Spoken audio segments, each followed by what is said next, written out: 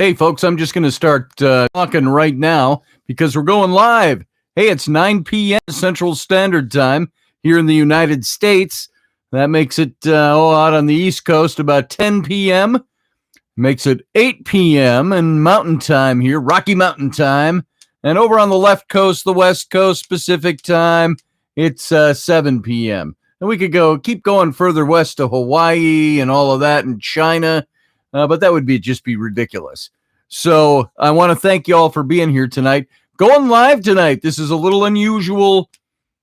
Unusual is probably not the best word. This is a little out of practice for this radio show. And it's really the result of a technicality today.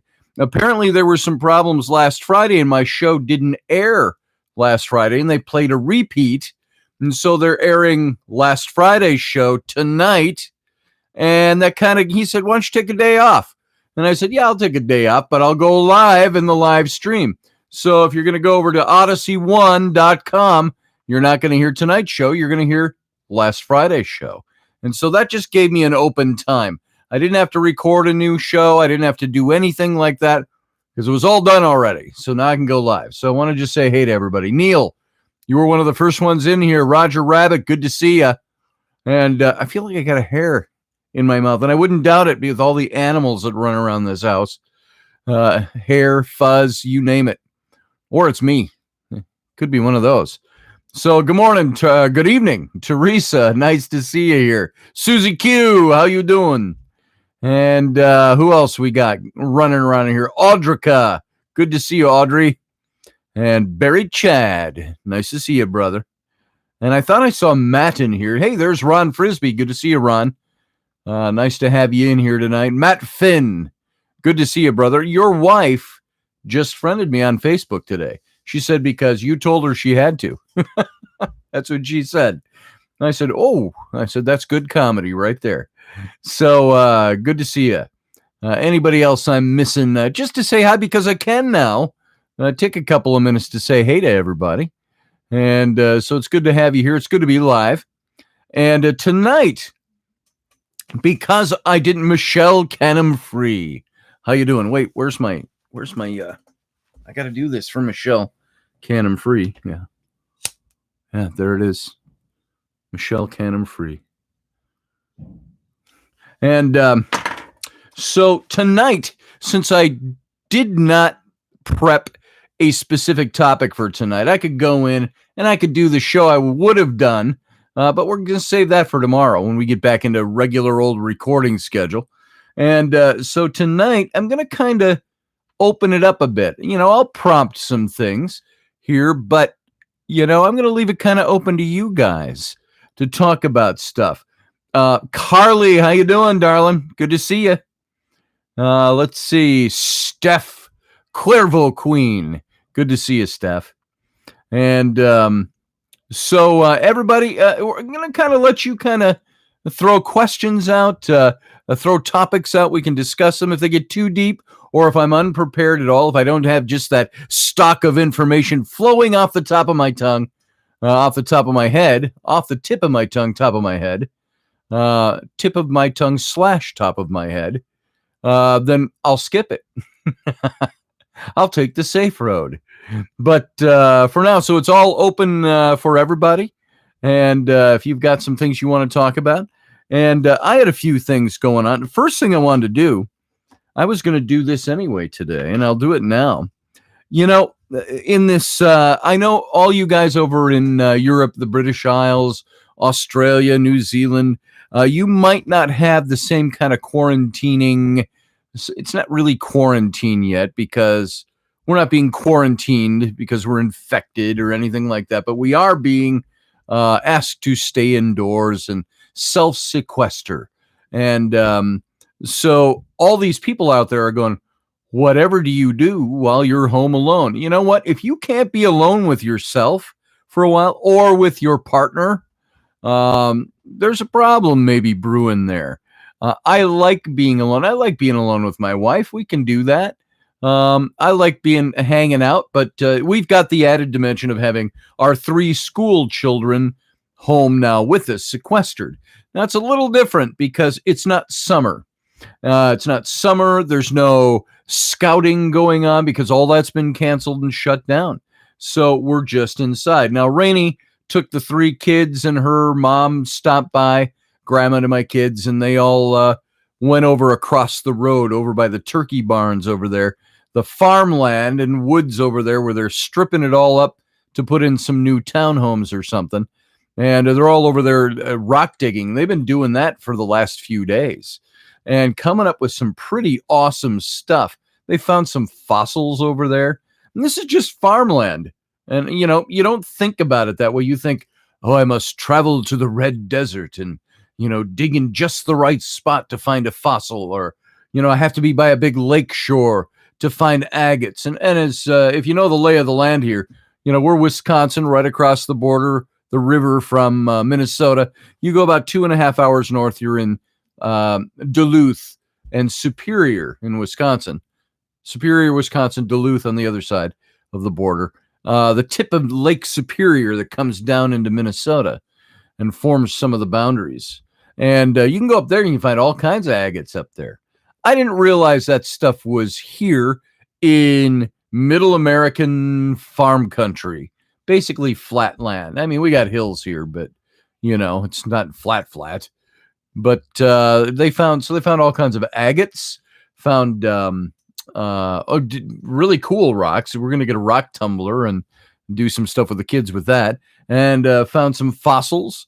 And my wife found a big chunk of amber, which I didn't realize you found in these parts. And so there's no insects in it, so we won't be extracting any DNA to make our own giant mosquitoes or something. But so I thought that was kind of cool. So she's doing that with them. But when you have kids home all day, it's a little different, especially when it's a bit enforced. And it was cooler outside a couple of weeks ago. Now it's starting to warm up nice. So it's nice to be outside. My kids are all running around, of course, barefoot in tank tops and T-shirts. I'm like, Dad is over there, and so is Mom. Like, hey, it ain't summer yet. Get a coat on. Get a sweater on. It was 65, almost 70 degrees here today. So it was pretty nice. So let's see. What am I missing over here? So if you're stuck at home, if you're American or you're British, Irish, English, New Zealander, Australian, all the other things in between, you know what? I don't know if you all are under the same thing, but I think we're pretty much all doing kind of the same thing these days. And so we got kids home. So being alone is not any big shakes. For me, who works at home, and it always works at home, hasn't been really all that noticeable. We're parents of 3 kids. We don't get out an awful lot these days without kids tagging along. So that's about the only big difference. We don't have our kids hanging off of us right now. I just thought of something because I'm in a different program here. I'm doing live stream. I just want to double check my sound. I know you can hear me, but I just want to make sure I'm actually going through the mic and not my computer. If it's my computer, it would sound all tinny like this. Nope, we're on the right thing. Okay, we're good. So, how's it going for you guys? All being sequestered. How many of you are considered essential employees, where you've got to go out and be essential to the world? I'm essential, but I'm only essential at home. So I work from here, and my only possible concern is if the people who are my clients start backing off. That could hurt me financially eventually, but hopefully it won't get that far. So, Nairi, I think that's how you say it, the Dragon Queen. Good to see you, Dragon Queen. Nice to have you here. Lewis, good to see you, Patriots Corner. And who else we got that's meandering in tonight? Anybody? Let's see if I can actually read some of the posts here. Amber's gorgeous. Yeah, it is, Michelle. And I'm pretty sure that's what it was. It's see-through. It's yellowy gold.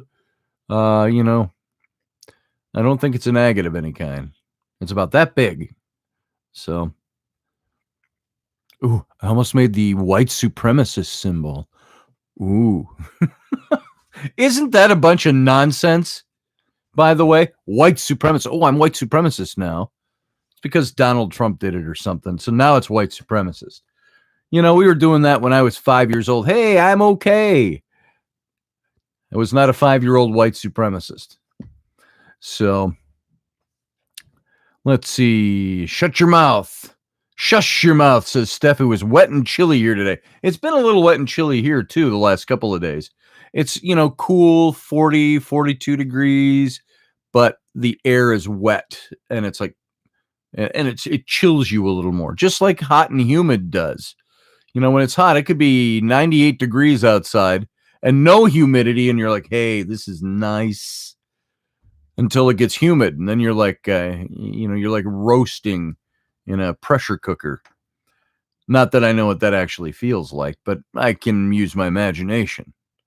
So let's see, who else is here? Catherine Gordon. Good to see you, Catherine. Nice to have you here. And let's see. Neil says, well, who knows where we could go? We have to. The world may be forever changed. Let's talk 2020 zeitgeist. Yeah, we could. I tend to be one of those guys on that, Neil, that is kind of in between on this. Meaning I understand the severity of everything, and I don't like talking coronavirus because every fucking body else, excuse me, sorry, folks, everybody else in the world is talking about it. Every post I open up talks about it, and I'm learning no new information. I'm getting little bits, tidbits of updates and what's going on. And by the way, sorry for the Effenheimer I'm not FCC regulated on this live chat. I am on my radio show, but not here. But we also have sometimes some young ears that come in here. Families watch this show. So even though we always aren't perfect family fare, I don't want to offend anybody out there. So pardon me if I got a little too far with that. For some of our listeners. Other than that, I use that word all the time. So I just want to let you know. The non-use of that word is a bit affectatious for me because I find the word to be great comedy, great ethos to the F word. And as you've heard a million times, I'm sure this is not news to any of you. It's one of the few words you can use as a verb, an adverb, an adjective, a noun, an action verb, a personal pronoun. It works for everything, and sometimes it's very comedic. It's not as harsh a word as it used to be. Now, is that devolution of society, or is that evolution of thought? You tell me. Using the Effenheimer and being not so worried about it anymore. So. Yeah, Lewis has virgin ears, all right, and a sailor's tongue. That's like, we used to say, hey, the old greeting, been to sea long, sailor? We'd get that all the time when I was at the Renaissance Fair. Been to sea long, sailor? No, but I've been blown ashore a few times, we'd say. So, moving on. Just in terms of zeitgeist, a passing thing, asked Neil. A permanent change? Good, bad, etc. No C19 word? Spiritual? Communities more divided, closer. You know what I've noticed here? If you want to talk zeitgeist, what I've noticed here is that, and where I say I'm in the middle of this, I rabbit trailed on the F word. What I mean by that is I see the severity of it. I see where people have died from it. I also notice that the numbers for deaths in the United States were much higher last year for the regular flu. And so, I mean, much higher. We're talking exponentially higher. So there are definitely risks with this one because we say we don't have vaccines for it yet, that it can affect people who have, what's the word I'm looking for? Compromised immune systems, things like that. All of that aside, this is why I don't like talking about it. I get tired of it because I hear this a million times a day.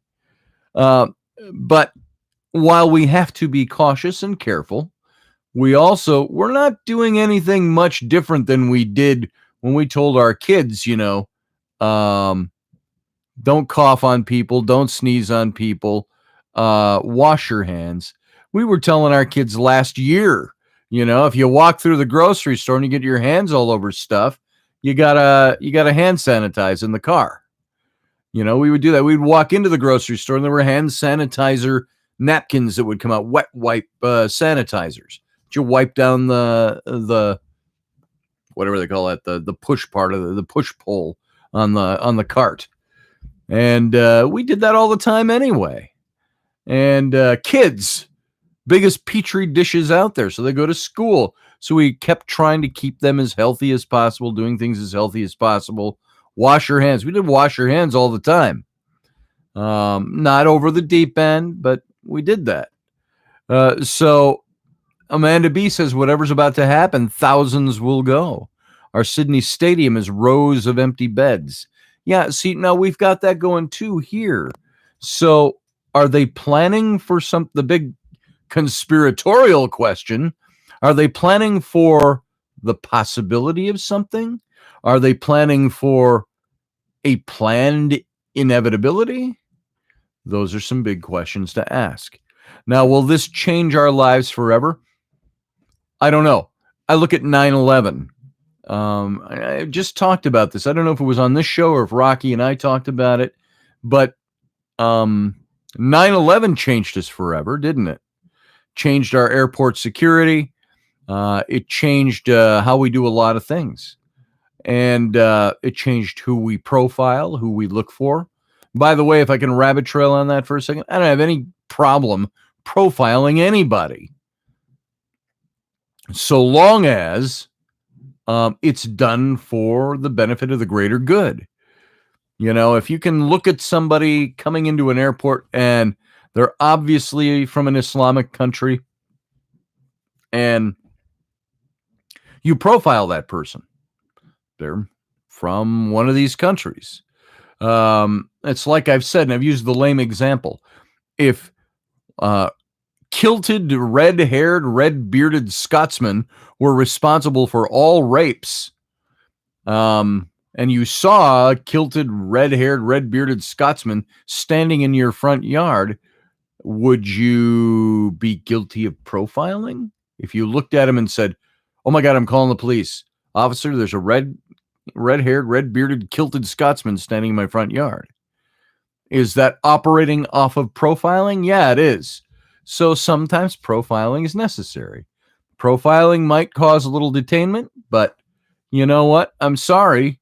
There are places I could go where I could get profiled, and I'd be more than happy to surrender a short period of detention, as long as I don't miss my plane, in order to make somebody comfortable with my presence there. It's not a big thing. Political correctness is a cancer. And I think political correctness will wipe out more people than the coronavirus or the Chinese Wuhan virus, whichever you want to call it. Let's see. Just look at what people are saying here. I find, by the way, common sense should rule the day. Not going off the deep end, not worrying about things, not making the crisis worse than it is by stocking up and hoarding toilet paper so people with 3 kids at home and go to buy a roll of toilet paper can't find any. Don't get me started on that one. So, hey, Josh Kemp, good to see you. Yeah, there you go, Dragon Queen. Political correctness can kiss my butt. My big, fat, white American butt. So, it's not all that big and fat. It's just a phrase. So, you got 4 at home. I know Amanda's got 2 at home.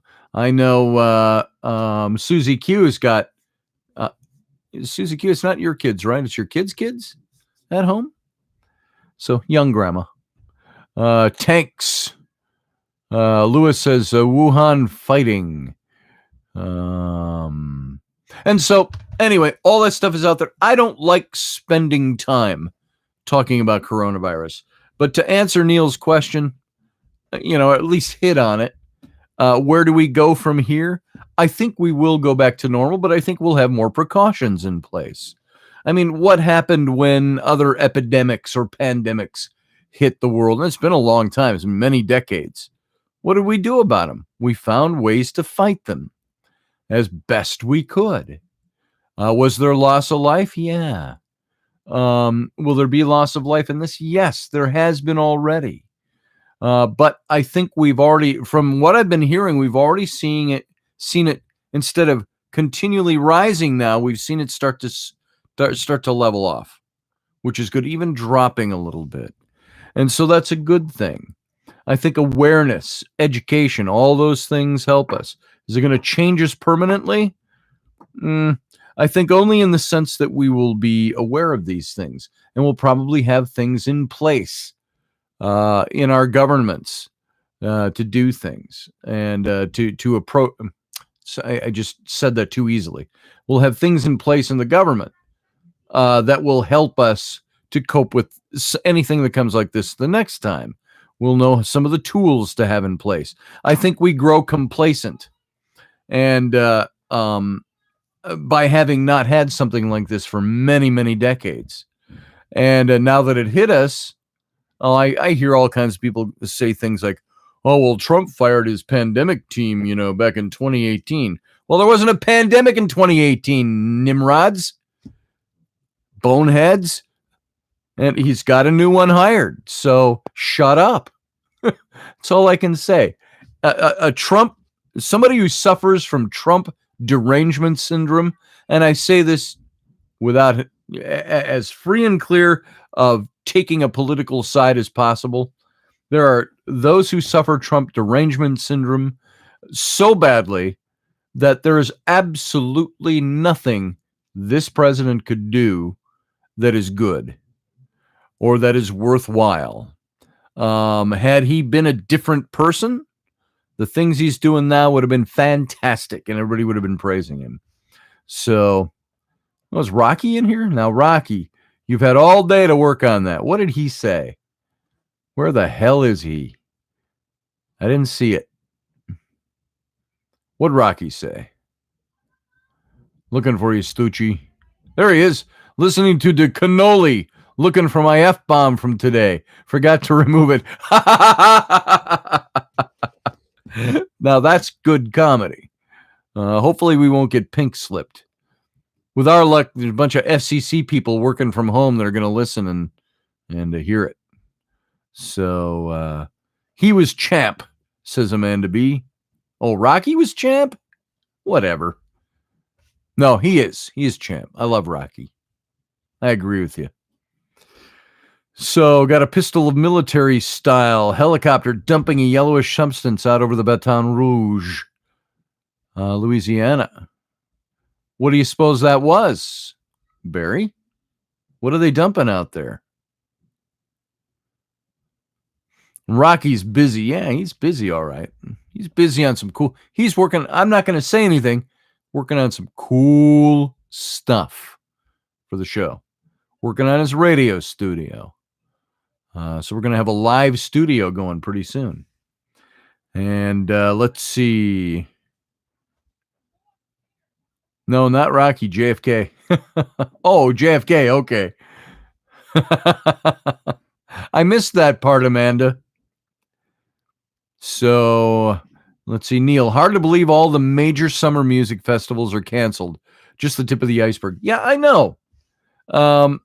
Yet you still see churches in the United States, especially of your evangelical brand, telling you that God will take care of us. So you get your butts to church. And of course, they can't say it that way. But God will take care of us. God will provide your toilet paper. You saw the best meme. There is, by the way, a pastor out there from one of these nut job churches that said, God will take care of your toilet paper problem. God will take care of you in these public meetings. And so now that, by the way, is church control, if you ask me. But I saw the best meme. It wasn't in direct response to this, but somebody posted it. It shows a wall which is obviously in a bathroom or a water closet, wherever you're from. And it shows an empty toilet paper roll, the cardboard roll, and written on it in marker, it says, "Where is your God now?" I thought that was classic. All right. Matt Finn, I want to do a series on Native Americans and the skinwalkers from a believer side. I do too. You know who has talked a lot about Skinwalker and who's been to the Skinwalker Ranch? David Schrader. If you look him up with Darkness Radio, he's been out there. And I have not been to the Skinwalker Ranch. It's funny. I worked in Utah last year for about 4 months. Actually 2 years ago, not 2 years ago. It seems like last year. It was the end. It was September through December of 2018. And I was home for Christmas 2018. So a little over a year ago. And I was only a few hours away from Skinwalker Ranch. And I did not get there. I didn't really look it up or even think about it while I was there. I was in the outskirts of the Mormon capital, Salt Lake City. And I didn't have time. I was working so much out there that I didn't have time to go check it out. But I would have liked, and I guess I probably couldn't have either because it's all government regulated now. But Matt, that'd be a very interesting topic to talk about. Amanda says, water is best for butts. Now, I have no idea the context of your statement there, darling. But just looking at that, I'm sure there was more context. But I would have to say, water is best for butts. Maybe so. Maybe so. Maybe you're talking a bidet. I would like to have a bidet. It's better than, I don't know. Nothing like touching a little foot pedal and having a stream of nice warm water washing out your butt crack after you take a nice big long dookie. So there you go. Dropping Duke goes with bidets. Let's see. Yes, Japanese one sing you. Okay. Give that a thumbs up. Morgan Snow, how do you doing? What do I think about the Dogman stories? I think they're interesting. They go along, for me, with all of the Bigfoot type of stories, the hairy ape stories, the swamp thing stories, and all of those. Don't know enough about them individually, but it might be a fun topic to talk about. And so, I've never gone squatching. I'd like to do that. Neil, I hope we've hit that topic enough for you, by the way. I'm a firm believer in common sense and never thinking we're smarter than common sense, which was Rocky's and my old tagline for our radio show way back in the day. So never smarter than common sense. So, and I also don't want to be stupid and wrong, but there's something that it was a little different application, and I've quoted it on this show before. But Richard Feynman, astrophysicist, contemporary of Einstein and Oppenheimer, all those guys, he said about belief in things, and we could apply it to this if we want. He was talking about spiritual belief, but he made this statement that says, he says, I would hate to believe in something my whole life and only come to find out that I was wrong and believing the wrong thing. And I'm paraphrasing him a bit. And that's kind of where I am on this stuff. There's conspiracy theories. There are ideas and notions about, and by the way, you can hear it on both sides of the scientific spectrum, that, coronavirus is going to kill us all. Other end says it's overblown. So I like to fall somewhere in the middle and be safe and say, I think we're going to survive. We're going to make it fine. I don't think it's going to affect us permanently other than maybe some procedures and things. I don't know. I kind of like, I'll be honest and say I kind of like the self-sequestering. Now, that's going to drive a lot of people into bankruptcy and homelessness eventually. if it goes on like this. But there are ways to try to find how do we restructure that? I don't know yet. Still looking about it. Still thinking about it. Let's see. Iowa Joe, good to see you, brother. Glad you're here. And what else we got going here for this? So if anybody's got anything, you go ahead and throw it out there. Rocky said he found it. Whew. I don't know what he's looking for, but I'm glad you found it, brother. One thing I was going to mention, when we're in the sequestration, and I was mentioning our kids being home, what do you do with your kids? What are the extra things? There's lots of activities we do with our kids. And that's why I mentioned Rainey's been taking them out to the fields across the way where they've been digging up for the new townhomes and rock hunting and found a lot of cool things, agates, fossils, amber, stuff like that, all in a Wisconsin farm field. That's one thing she does. There are all kinds of things you can do with your kids at home. I've always liked to read to my kids. And I grabbed this off the shelf earlier today and put it on the desk for tonight. But I'm not currently reading this to my kids. But I got this big book right here. And you see this John Carter of Mars by Edgar Rice Burroughs, which is actually, it's 5 of his novels here. It was, and they've got them listed on the back here. A Princess of Mars, The Gods of Mars, The Warlord of Mars, Thuvia, Maid of Mars, and The Chessmen of Mars. That's 6, I guess. And, no, that's 5. And I got this book. It was one of those books where I went over to Barnes & Noble a couple of years back, and this was laying on their table, of all these things that Barnes & Noble publishes. I don't know if this is a Barnes & Noble thing, but it was one of those books that was like $7 for this gorgeous book that sits on your shelf, and it's all, foil and foil stamped and things like that. And it's a gorgeous book. And this one has all 5 of Edgar Rice Burroughs' novels of John Carter of Mars. I'll do you a little book review here, Amanda. Now, my son had seen the movie John Carter of Mars, which frankly, some people didn't like it. I thought it was really well done. Not perfect to the book, but it's damn close in nature. I thought they did a fantastic job in that movie, making the Martian creatures. I can't remember the names of the race. It's right on the tip of my tongue. But they did a fantastic job with it. And then afterwards, it had been about a year since we'd seen that movie, and I said to Flynn, I got this book, and I said, let's read the actual story. And I said, it's going to be a little thicker in style than what you're used to reading. And I read it to all 3 of the kids at bedtime. And of course, Ellery, uninterested, not her thing. Rowan, not so, but Rowan falls asleep in 3 minutes, no matter what I read, no matter what I sing, no matter what we're watching on TV. Boom, she's asleep, 3 minutes. So this was really for Flynn, and he really dug this. And we started reading the second one and haven't finished it yet. But I wanted to grab this. I want you to get a feel for what this was like. I like this book. It's got one of those little bookmark ribbons.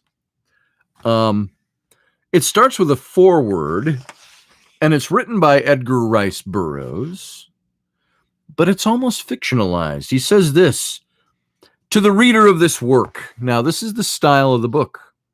In submitting Captain Carter's strange manuscript to you in book form, I believe that a few words relative to this remarkable personality will be of interest.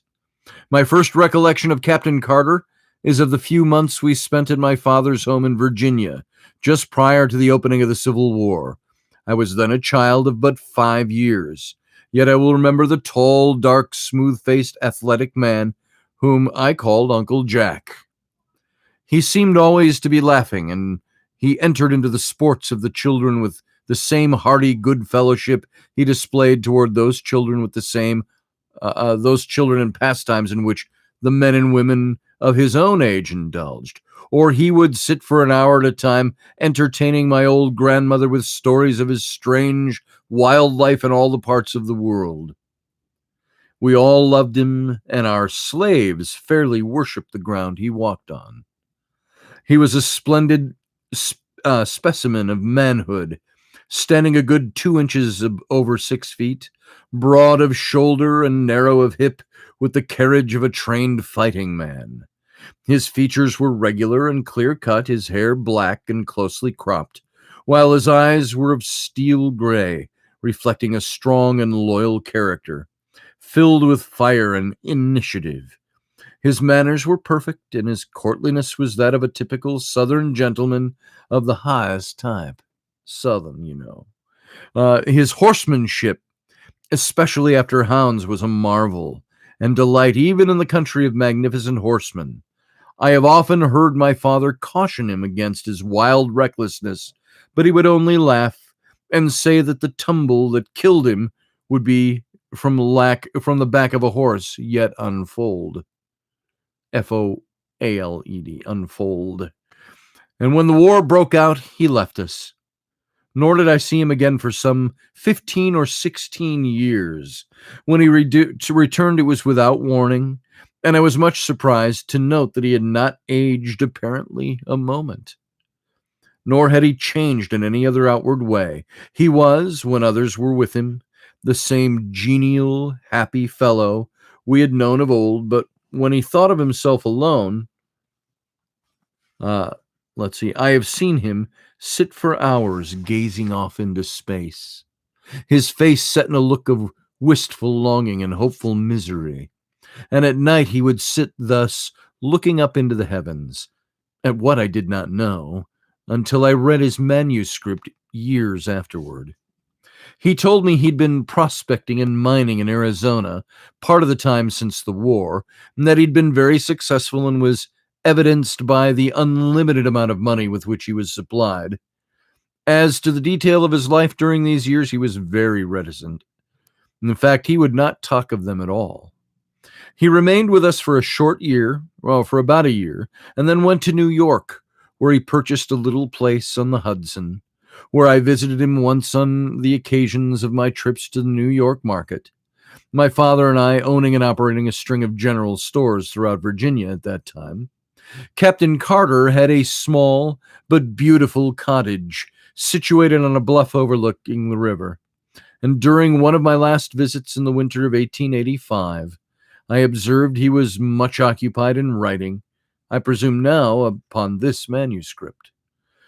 He told me at this time that if anything should happen to him, he wished me to take charge of his estate, and he gave me a key to a compartment in the safe which stood in his study, telling me I would find his will there and some practical instruments which he had me pledge myself to carry out with absolute fidelity.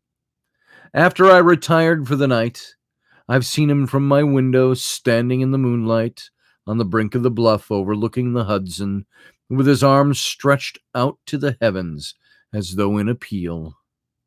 I thought at the time he was praying, although I never understood that he was in the strict sense of the term a religious man.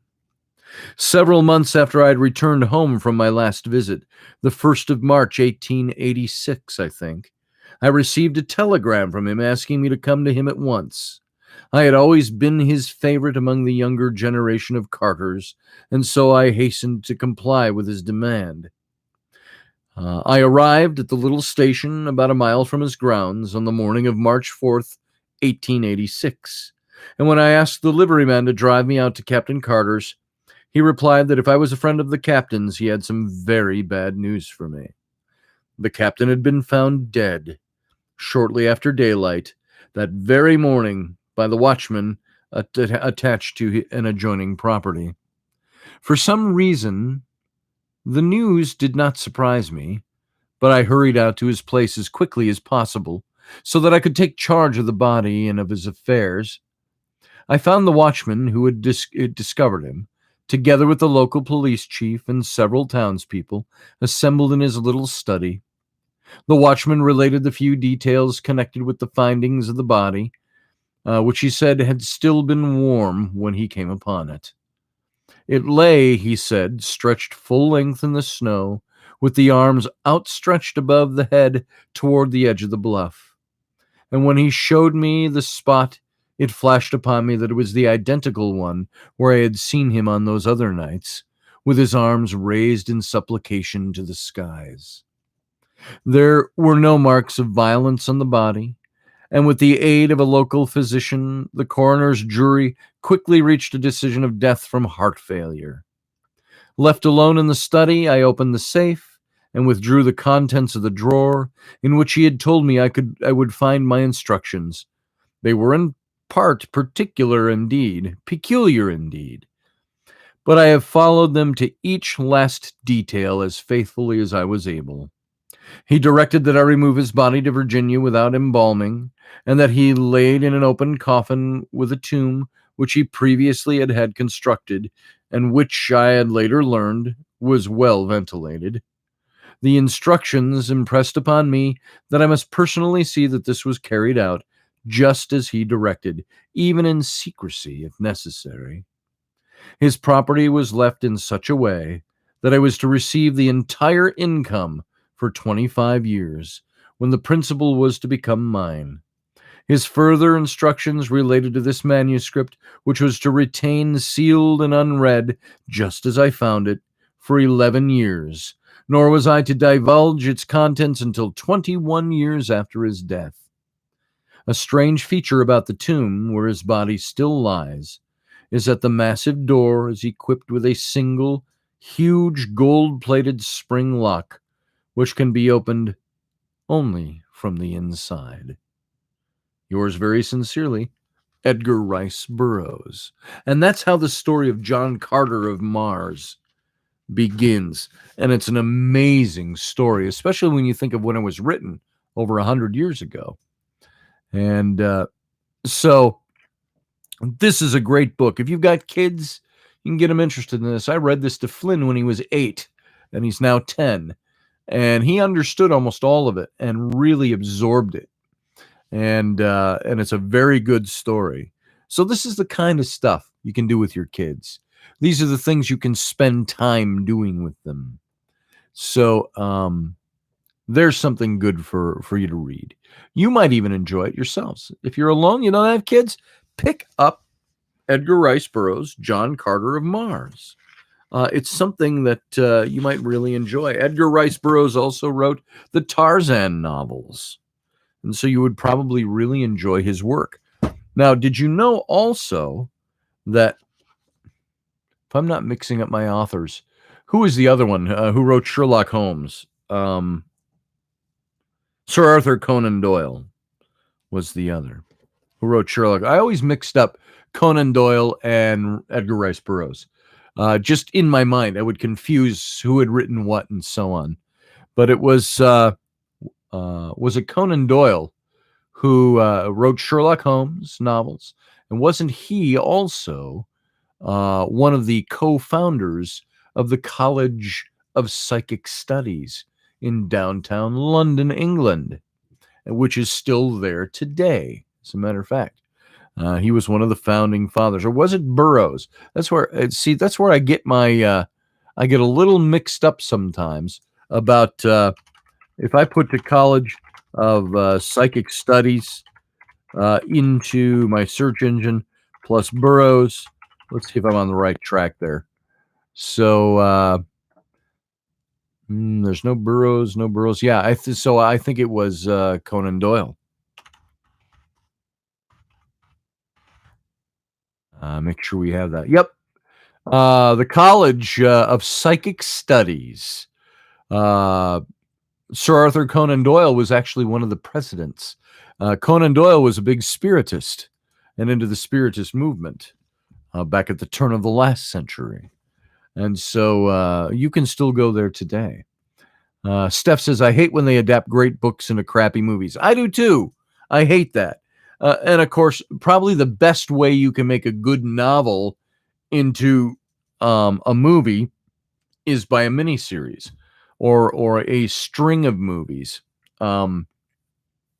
especially if you want to keep to the true spirit of what was being written in the book. And so I agree with you there. I thought John Carter of Mars was a fun movie. Of course, there's a whole hell of a lot more in the book than you're going to see in the movie, as with most cases.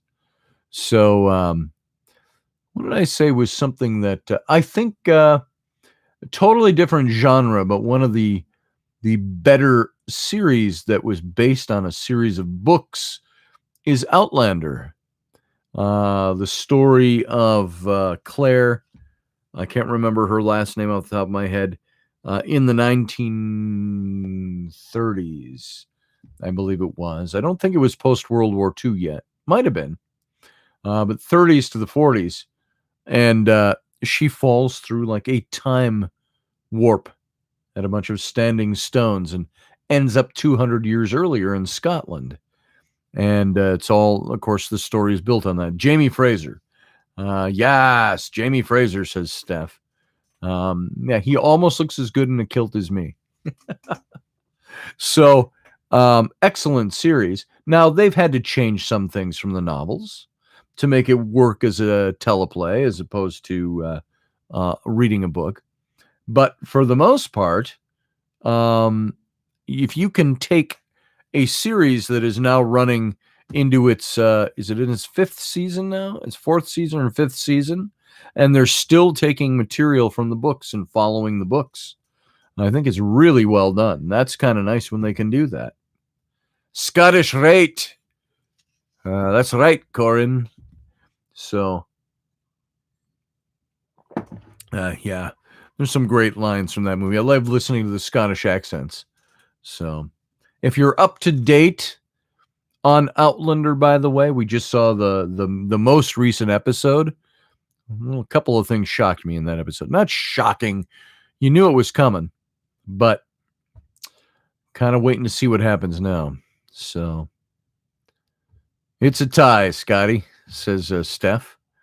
So, Corin, you're late. Oh, you're late. Oh, my God, you're late. I don't care.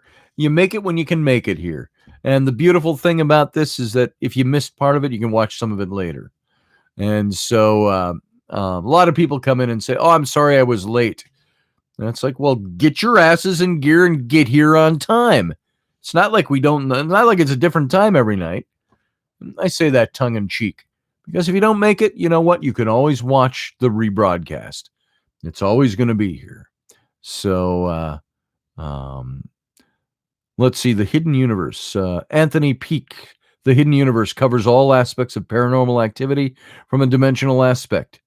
This is Neil said this over in the chat room. And since this has been scientifically released, well, a lot to consider. Yeah, there's a lot to consider out there. You know, you look at even books like, I don't know what The Hidden Universe is about, but I loved, was it Brown? Was that his last name? Green. I knew it was a color.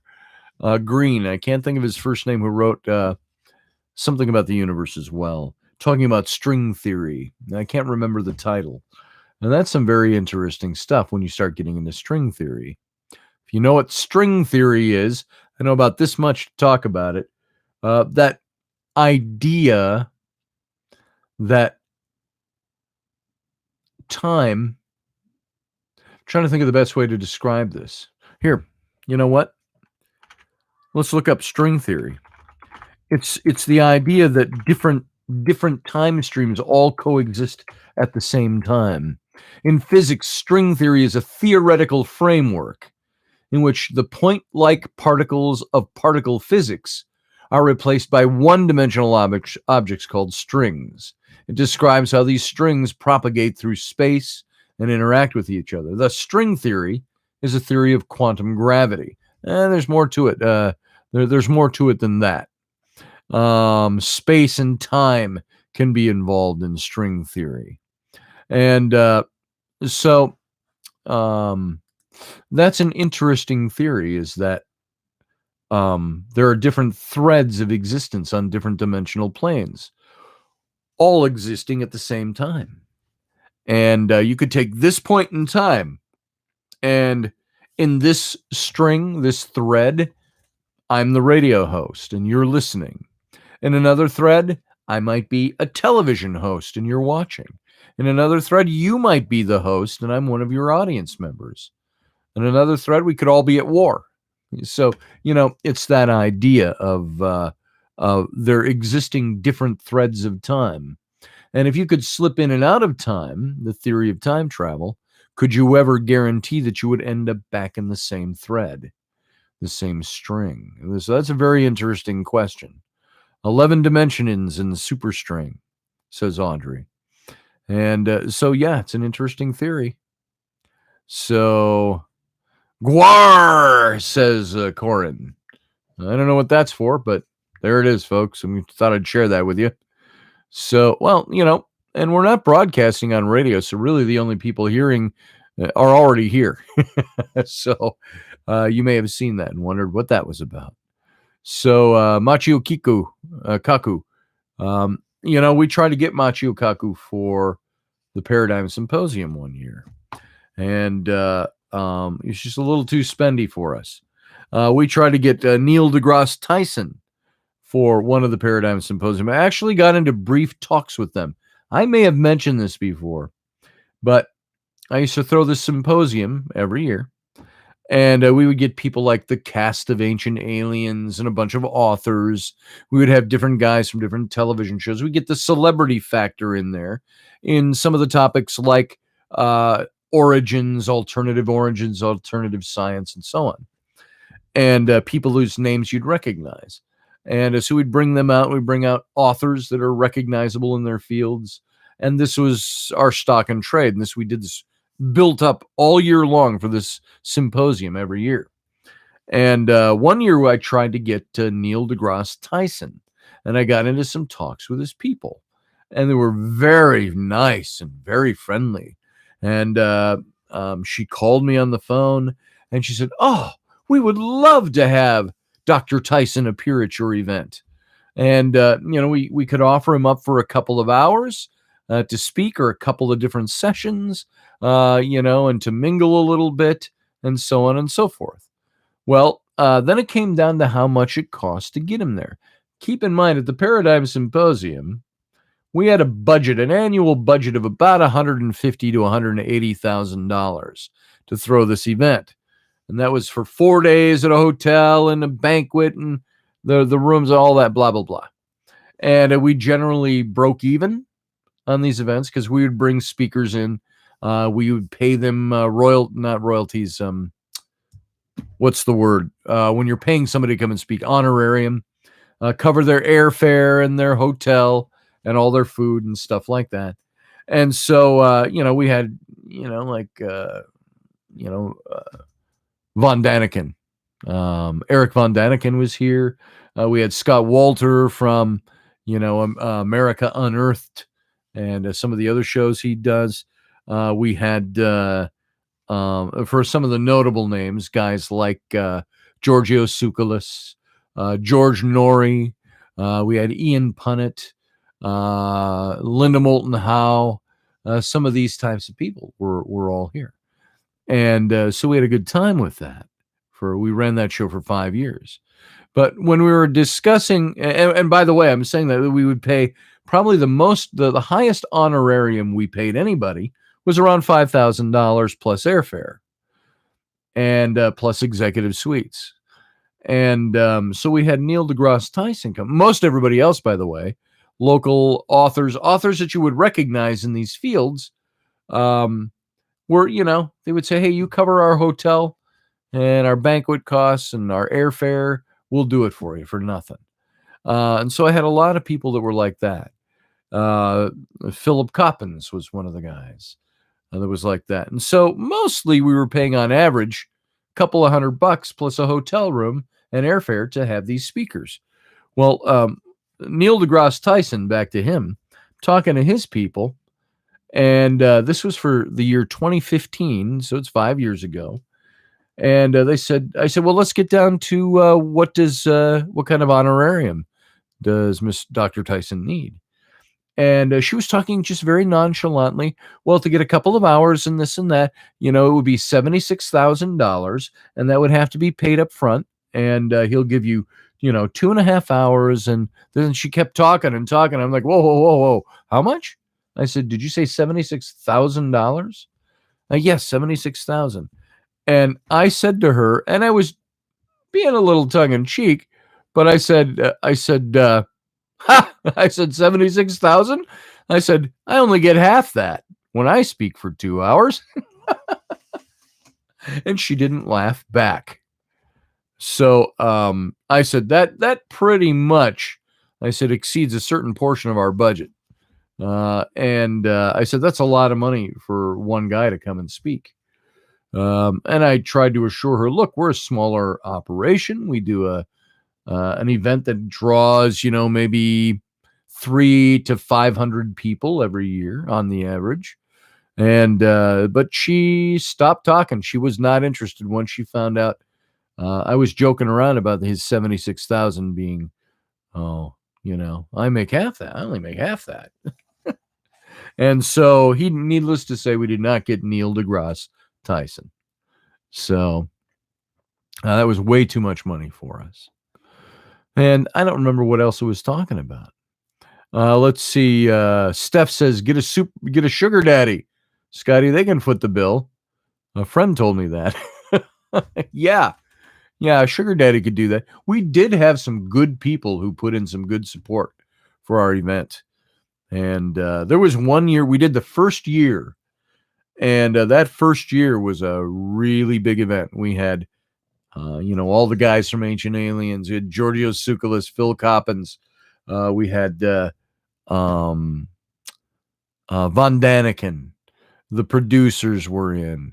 We had some big names. George Norrie was at that event from Coast to Coast. So we had all these people in. And at the closing to the end of the event, we thought, are we going to make it? Are we going to make gate at the end? Make sure everybody gets their check. And out of nowhere, somebody called me that night and said, he walked up to me and he handed me a check for $10,000. And he said, I just wanted you to know we really enjoyed this and I want to help you out. And we didn't even ask. We weren't even looking. And so, there were those things that happened along the way. Plus, we had sponsors that helped us get by. There were publishing houses that helped us. And so as long as they could set up tables, and we used some of their authors as our speakers. One of the big ones was Egyptian. Why is his name slipping my? Bivol, Robert Bivol, came and spoke for us. We had Graham Hancock speaking at our event. That was respectively Red Wheel Weiser books, and we had Intertraditions books that were there. So it was a good time in those days. But some of these people are really expensive. So, what, Corin? I don't remember you and I having that conversation, but if you want to give me a call.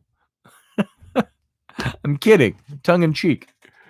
Holy crap, 10K.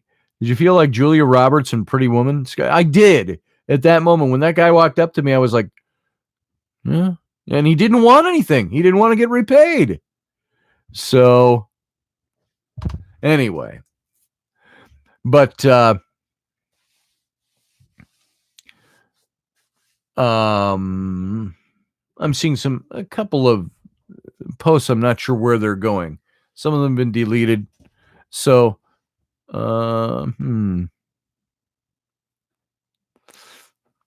I will just say to the person who made that comment, I don't know of anything like that going on. So just wanted to let you know. So if you want to talk about that privately, you can certainly get in touch with me. So that's not a public post, folks. So just wanted to say that publicly. Yeah, always keep it classy. So we can certainly talk about it. If you've got some certain concerns, if anybody has concerns about this show or about me or about the way I conduct myself or anybody here conducts themselves, you are welcome to call my phone number.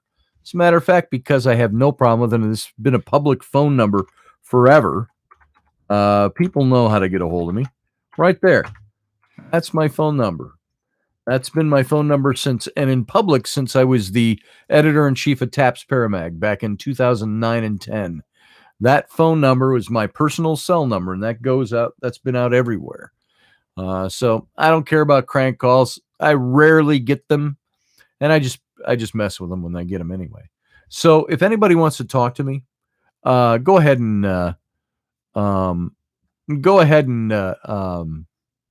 get in touch with me if you got an issue with anything that's said in this show or done privately aside the show.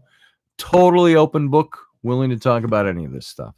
So please do, Dragon Queen. Text me. You can text me privately on my phone. It comes right in. I don't have my phone here. It's the same phone I've had for 11 years. I've had that phone. So I'll get it. And you can call me or text me. So there, enough of that. I just want to make sure everybody does not have any impression that anything untoward goes on here. And I don't know what I do with my untowardness anyway. So you know what? I will even tell you this. I've had people accuse me of being untoward sexually toward people. I gotta tell you something. What am I going to do with that? I'm a married man. I love my wife. I've got kids at home.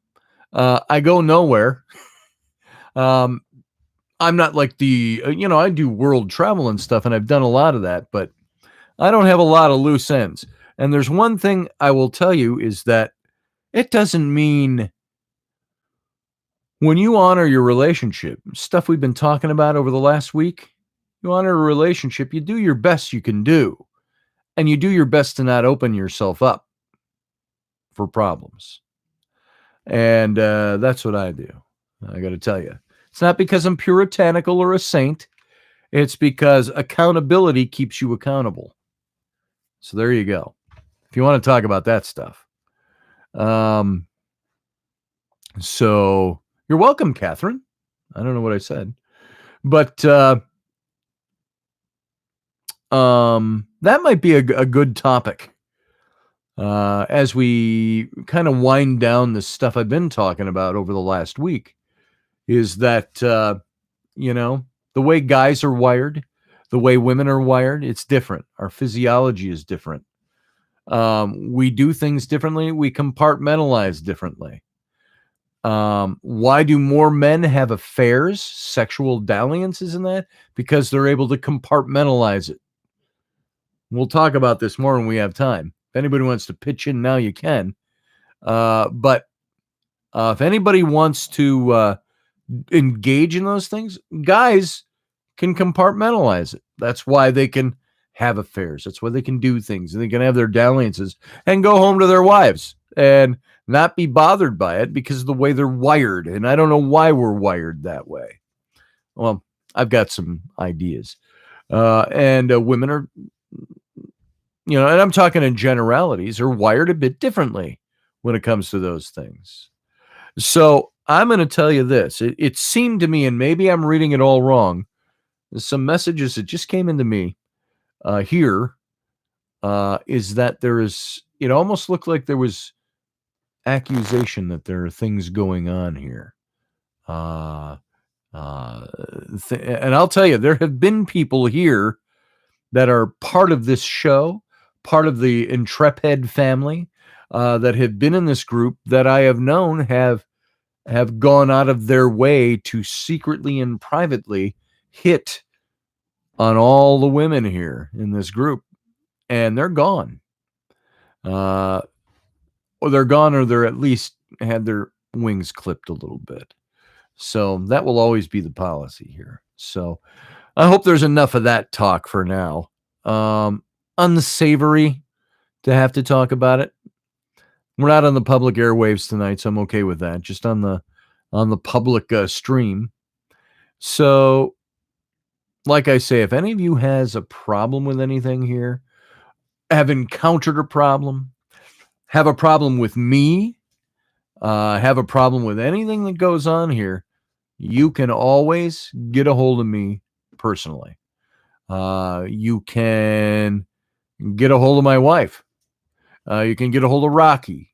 You can get a hold of anybody that's associated with this show, and you'll get the skinny. But you'll also be able to say what you need to say, and we can talk about it. Enough said? Enough said? Enough said? All right. So, Neil, what did you say about Terrence? I can't find it. Who's Terrence? Terrence McKenna? Is that what we were talking about? Catherine, you haven't gotten your wings yet? Mine are right here. Look, they're tucked right back in. So, Terrence McKenna, I don't know him personally. I had put out some feelers to him to come to the Paradigm Symposium a few years back, and he didn't have time. Oh, I don't have time. It's like, okay, thanks. See ya. So, we're not big time, but we weren't small time either. I didn't like the idea of getting brushed off. Oh, I don't have time. Oh, okay. Well, why don't you go F yourself on your own time? I'm sorry. That's just the way you react to those things. It's like all I did was ask for availability. Hey, we have the symposium we're doing. Here's the kind of guests we've had. Here's what we do. Here's what we speak about. We'd love to invite you to come and speak. Oh, I don't have time for that. That's all I got back in an email. I don't have time for that. Like, are you kidding me? That's you're going to be your professional response to me? I don't like that kind of stuff. That's me personally. So, let's see. My horns are holding up, says Dragon Queen. Yes, good for horns. So, yeah, nobody's worth 76 grand to speak. I don't care where you're speaking. I don't think a former president is worth 76 grand to speak for an hour and a half at an event. I'm sorry. You're going to pay me 76 grand to have me come and speak to you and eat your food and shake hands with a couple of people. That's pretty excessive. I got to tell you, I think the most I have ever been paid, maybe this shows how small time I actually am. I've only ever been paid $2,000 to speak somewhere. And that was a one-time thing. And I usually get a few $100 for going to speak. Many times I would brush it off and say, hey, I'll do tarot readings. I'll make some money there. If you guys are on a tight budget, you don't have to pay me. Cover my airfare and my hotel, I would tell them. So, everybody's good. Corin, not worried. So, let's see. What do we have here? Oh, Neil said there is no problem at all that I can see. Everyone here is more than courteous. Yeah, I thought so. I think everybody here is pretty cool. And we try even more so, Rocky and I, we get together. You know how we are on Rocky's show. But that is part of appealing to that audience. It's not fake. It's not affectatious. We just let our hair down over there. And sometimes the way Rocky and I let our hair down on his show is it's a counter to all the crap that everybody has to deal with every day. That's not everybody's cup of tea, but neither was George Carlin. George Carlin used the Effenheimer, if you will, many times in his shows, but he's a fantastic comedian. But he wasn't everybody's cup of tea because some people don't like the language. That's okay. You don't have to. And you don't have to listen. Well, that's what Rocky and I do. We do certain things over there. We can't say the F word. Funny for all the things we hint at, because it is the F word is FCC regulated. And that's why Rocky came in here earlier tonight and said, I can't find where I said the F word this morning when we did the live show, because he had to put that up for tonight at 11 o'clock for the rebroadcast of it. But he had to bleep that out. I hope he found it. So Matt says, I want to know how you and Rocky met and became friends. That's an interesting story. It's not super detailed. I'd like to say, we were fighting. There we were in the jungles of Afghanistan, fighting the Taliban, and we were out of ammunition, and it was nothing like that. Rocky and I actually met online, and John Ward and I were doing the Intrepid radio program, and Rocky, I'm trying to remember. It was paranormal stuff we started talking about. And we got together. I invited him over to my house. I said, come on over. And he came over and we had a couple of beers or something, sitting in the front lawn and talked for several hours. And we became really good friends.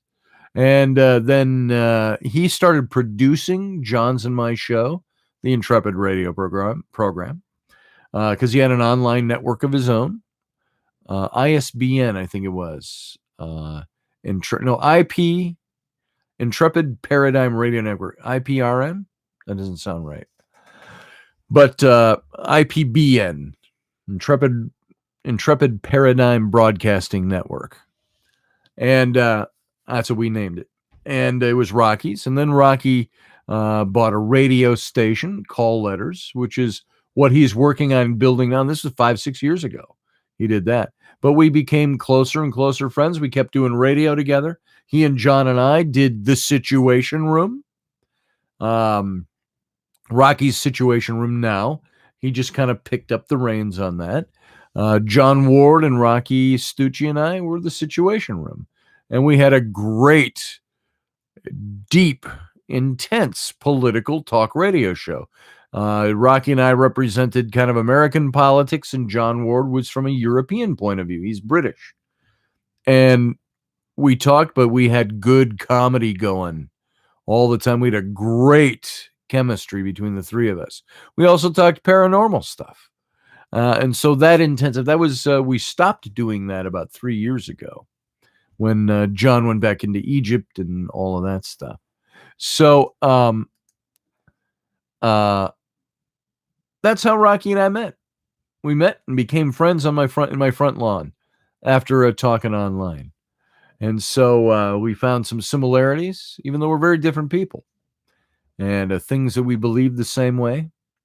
And so there you go, Matt. That's kind of it. That's kind of how it worked. And let's see. Now that's destiny, my brother, says Matt. Awesome that you've come so far with both shows. Yeah, so far so good. You know, Rocky show is a lot more successful than this one. I think it's because of the stuff that we do and bring to the table. And there's some good things coming as a result of that. And Rocky, a lot of that is Rocky, because Rocky, he says, you tell me I can't do it and I'll do it. And he's doing it. And so we'll have something pretty fun, I think. And Audrey says, I know you're mad, rightfully so, but can you call on the chill on the F-bombs? Okay, in the chat. Keep it classy. Yeah, those of you using the F-bombs, I let them slip every now and then because I don't check myself. But I was requested a long time ago with this show, especially on the live stream, that there are people who are here, who are regulars here, who they're teenagers and stuff. It's not that teenagers don't hear these words or anything like that, but they don't want to invite their young ones to listen to our show if we're going to continue using expletives and stuff. So that's just a thing of saying, just hold back a little bit in the chat room here, just in case. And I don't like to cater to just one mindset. There is part of me that would say, well, if you're offended by the F-bomb, then you don't need to listen. See ya, sayonara. There's the other part that says, I understand that you want to listen, that you want other people to listen. We'll try to be careful with it here. And that started when I was just doing a stream. I could say anything I wanted on the stream. Once I started doing radio with Odyssey, that changed everything, and it became official that I couldn't do that. So anyway, there we go. All right.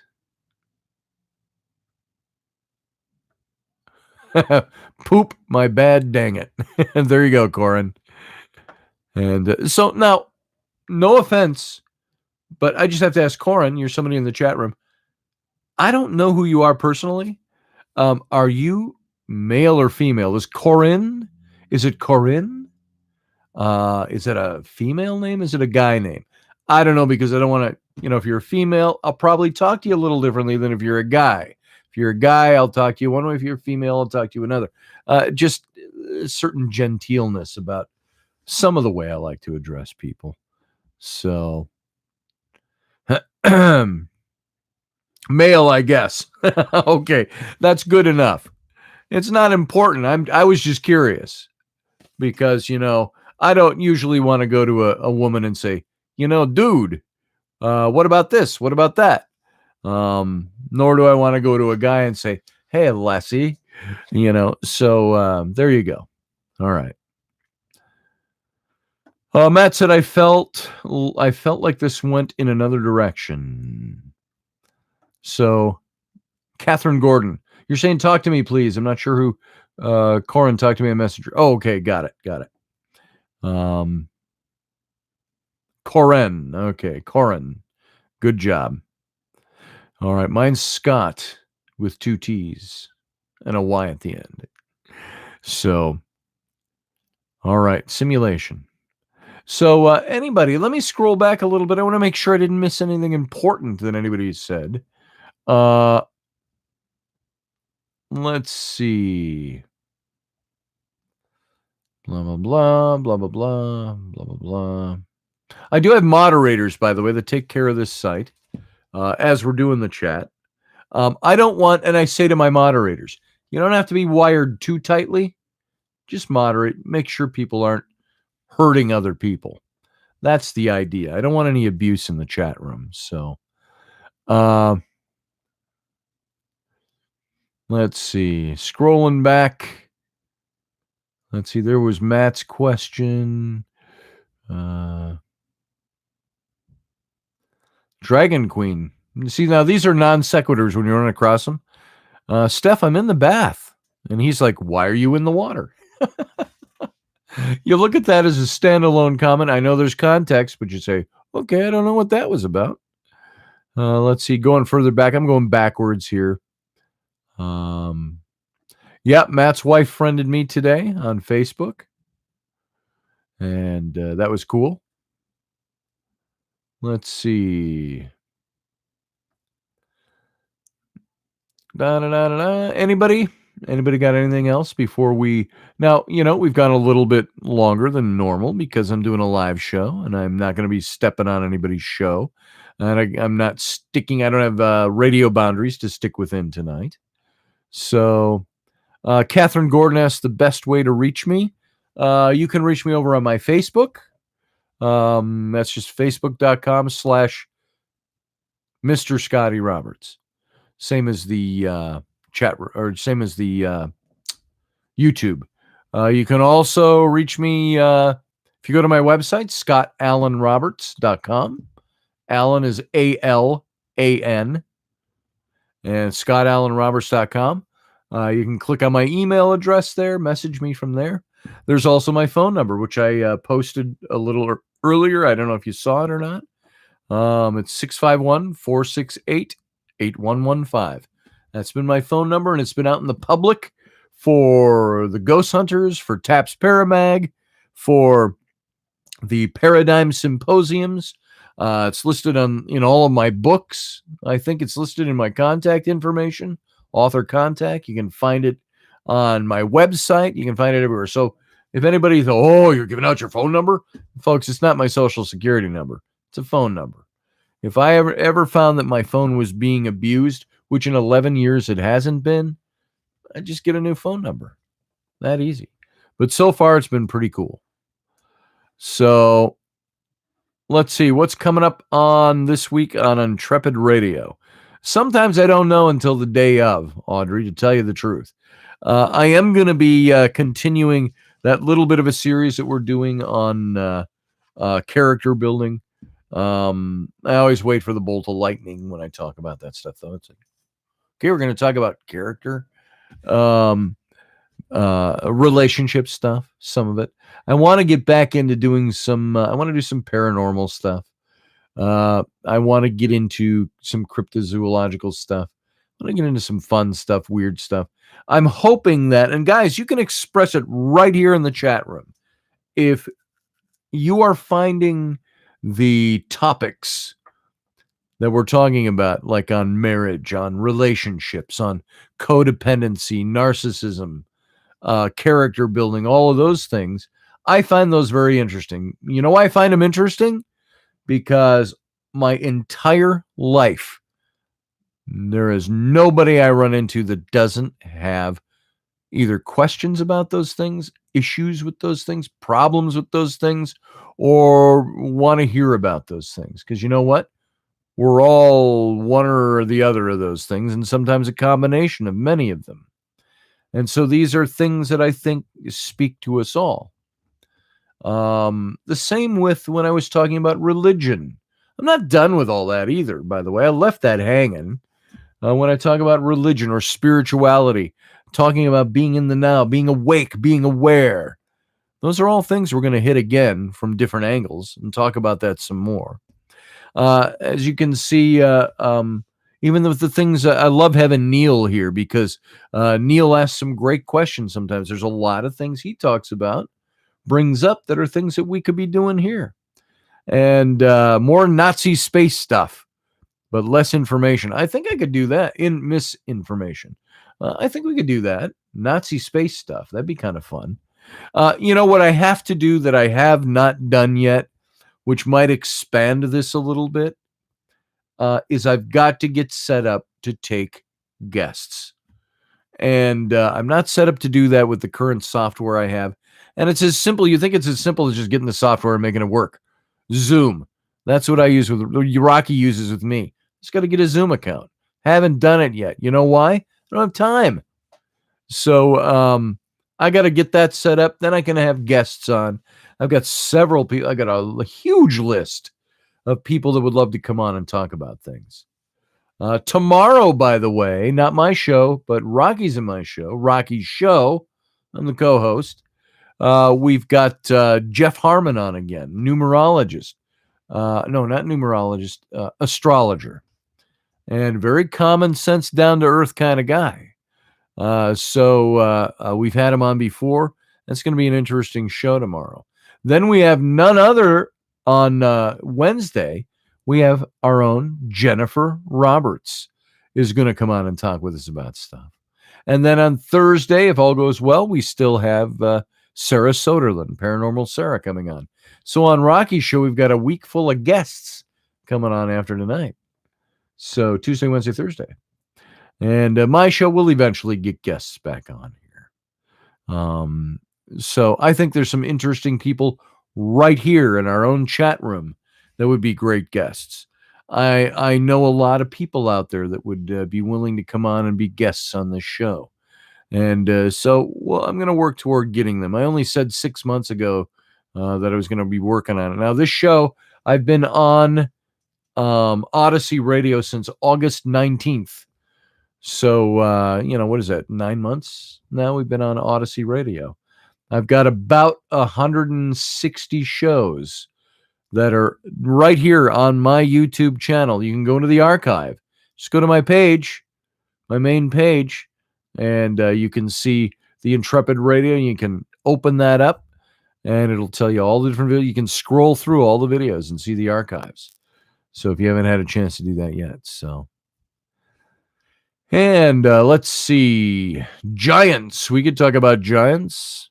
I could talk about Moses. I think there's some very interesting things.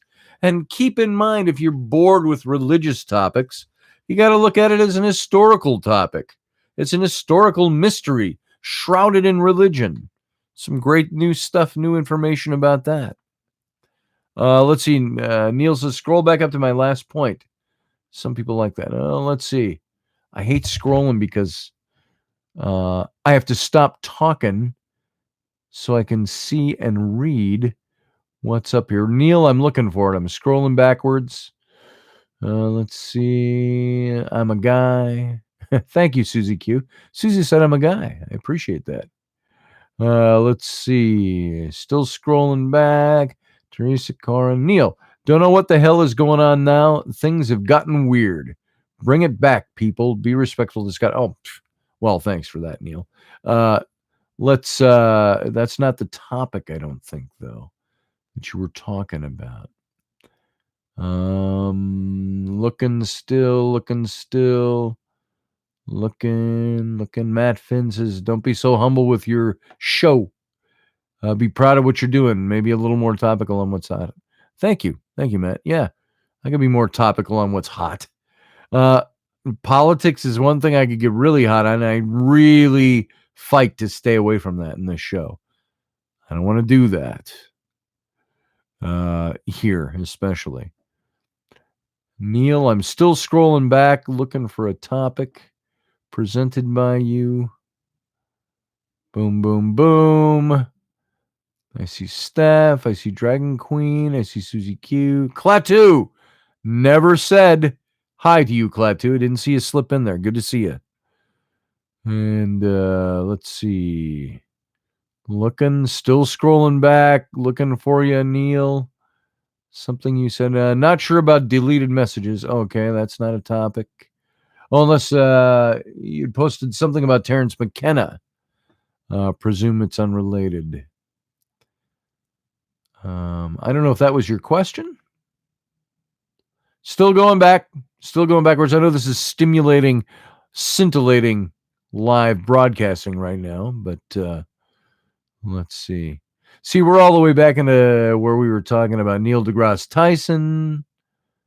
So I may have missed it or something. You know, if you have the ability, Neil, just type it all over again, and I'll see if we can hit that before we end here. Yeah, reposted. It's faster. Boom.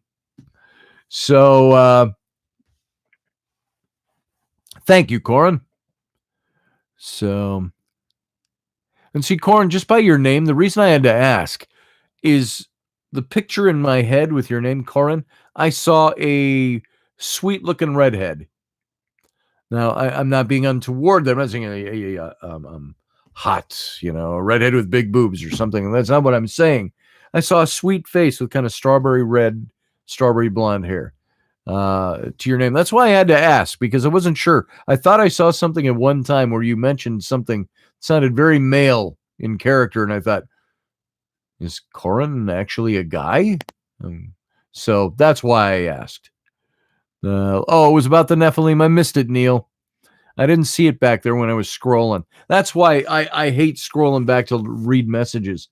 It's tough to find them, especially when I'm thinking about talking, because I don't want to have silent time, dead air time while we're in the show. So when I scroll backwards, I don't always see it.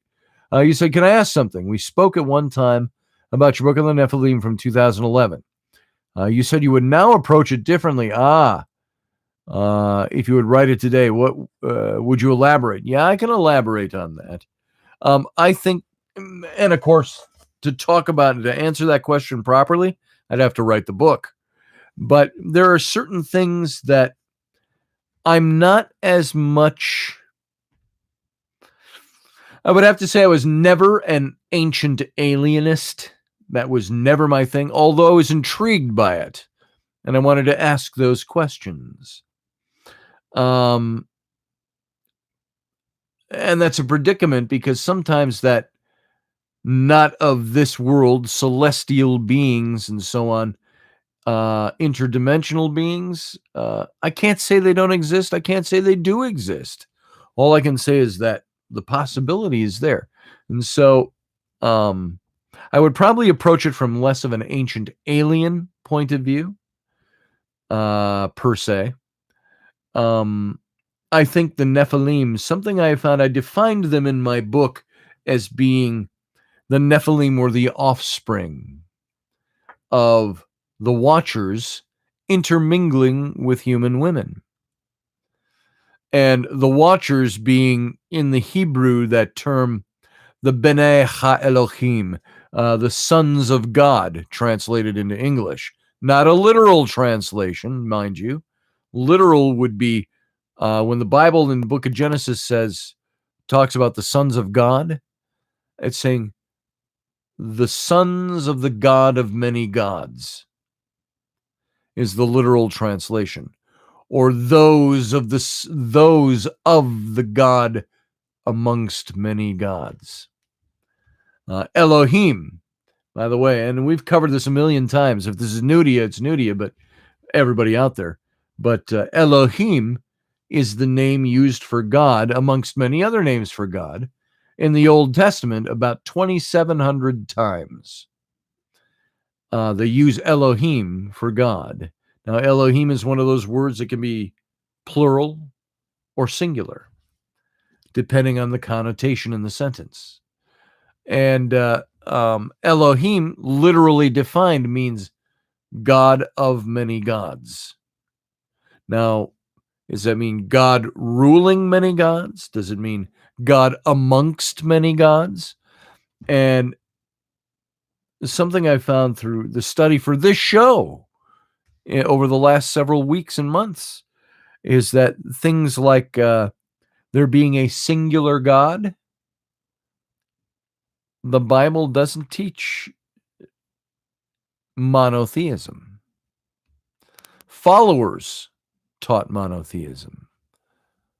The Bible recognizes the fact that there are all different kinds of gods out there. In some cases, God, as we know him in the Bible, the father of all those gods, or not the father, the chief of all those gods, father being the great father kind of thing. And so I would approach that very differently in the Nephilim. I would look at it from a religious standpoint of the Nephilim. We always thought were as I started to say, were the offspring of the Watchers, the Bene Ha-Elohim, the sons of God. The sons of God, the Bene Ha-Elohim, came down and intermingled with the daughters of Adam and had children by them. And they were the giants in the earth. But then it says, and the Nephilim were on the earth in those days and also afterward. Are the Nephilim different beings, different kinds of characters? That's worth exploring. So some of that stuff, that's just the rudiments of some of the places I'd take this. I've seen, like Terence McKenna, his name came up. I know he's a big proponent of Nephilim civilization on the planet. I didn't really deal with that in my first book, and I think Terence McKenna might be right on that. A lot of ancient civilization, Nephilim. Who are the Nephilim? Were they celestial beings or the offspring of celestial beings? Or were they something completely different altogether? So those are some of the angles I think I would take, Neil. Racism is not rooted in history, Matt. You're right. It's rooted in opinions. And Susie Q, good to see you. Good night to you. Thanks for being here. Let's see what else we got going here.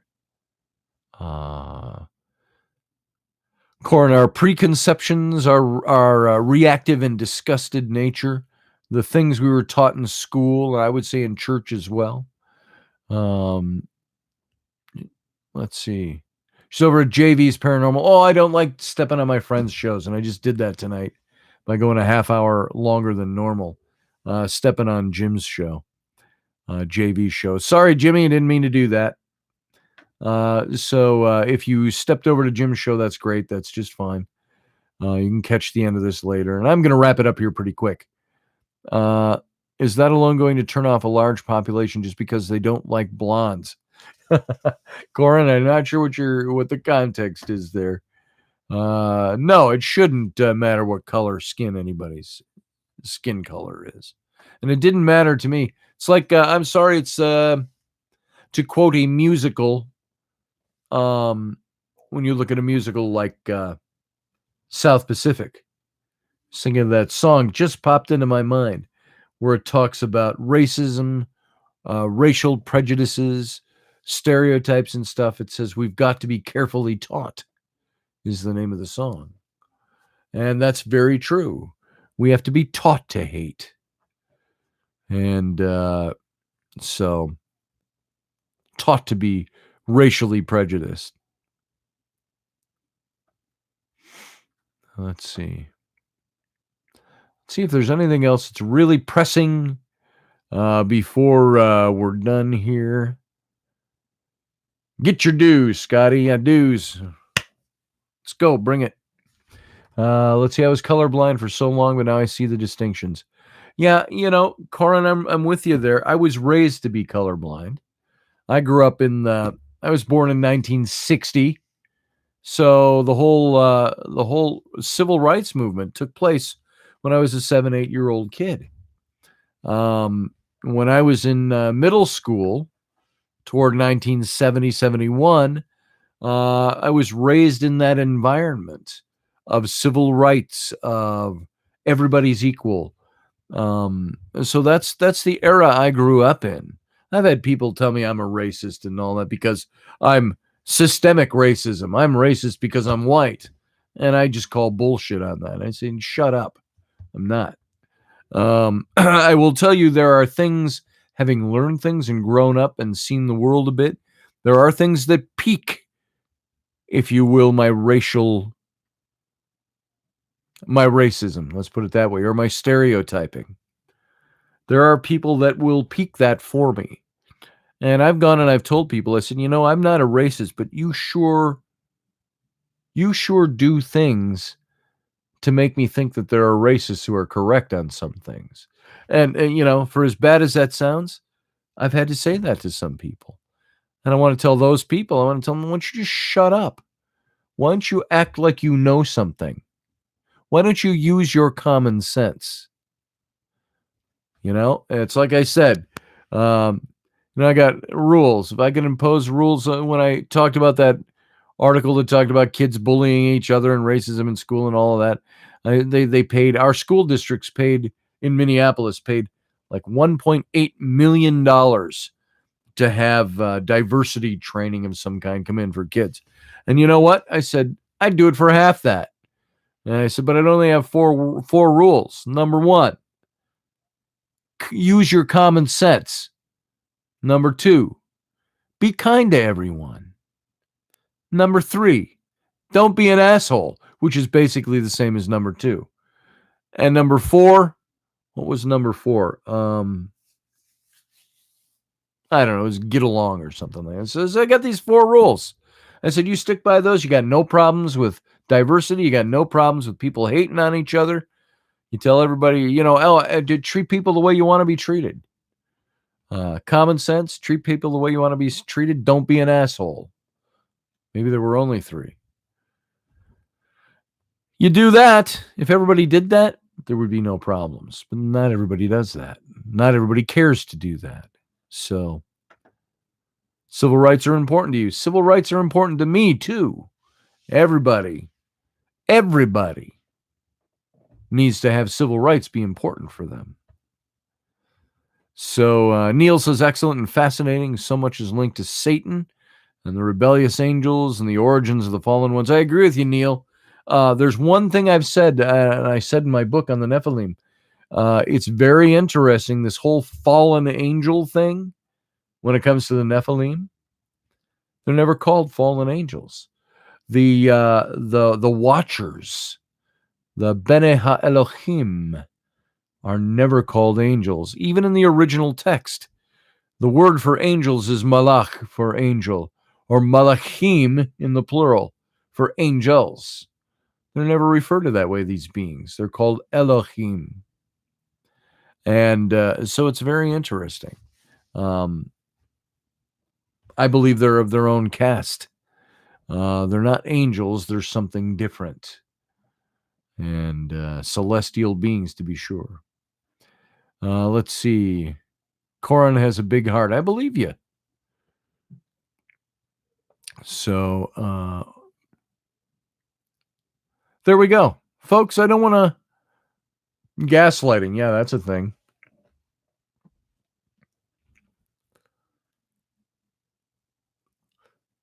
I agree with you, Matt. Radical ideas that get pushed on us.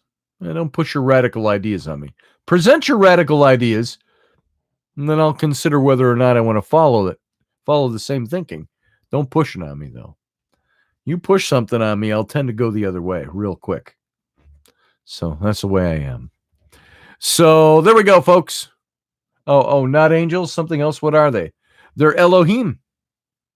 Elohim is a particular thing.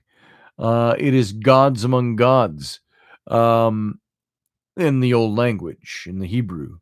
The Elohim were part of the divine council.